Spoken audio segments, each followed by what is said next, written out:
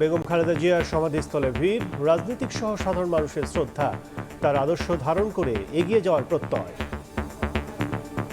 এটা বন্ধই আছে, ঢোকা যায় কিনা এসে দেখি উন্মুক্ত করে দেওয়া হয়েছে। সমগ্র বিশ্বে বলা যায় এই প্রজন্মে এই সময়ে গণতান্ত্রিক আন্দোলনে অন্যতম ত্যাগী নেতৃত্ব। ওনার জন্য আমরা দোয়া করতেছি, ওনাকে জান্নাতুল ফেরদাউস নসিব করে। শোককে শক্তিতে পরিণত করে জাতি বিনির্মাণে কাজে লাগাতে চায় বিএনপি।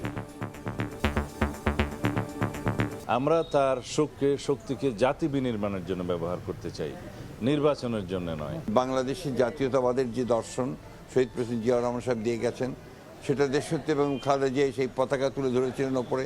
তারেক রহমান সাহেবও সেই পতাকা তুলেই জনগণকে সঙ্গে নিয়ে এই দেশের স্বাধীনতার সার্বভৌমত্বের জন্য তিনি কাজ করবেন। দেখছিলেন প্রধান শিরোনাম। দুপুরের সময় সঙ্গে আছি আমি কাজল আব্দুল্লাহ। এবার অন্যান্য শীর্ষ সংবাদ। পরীক্ষিত রাজনৈতিক ছায়া হারালো বিএনপি, নতুন নেতৃত্বের সামনে বড় চ্যালেঞ্জ। দলের শৃঙ্খলা, নির্বাচন আর কূটনৈতিক টানাপোড়েন উত্তরণ, মত বিশ্লেষকদের। স্কুলে স্কুলে উৎসবের আমেজ, বছরের প্রথম দিনে নতুন বই পাচ্ছে শিক্ষার্থীরা। এবার পাঠ্য বইয়ের মান আগের চেয়ে ভালো বললেন উপদেষ্টা।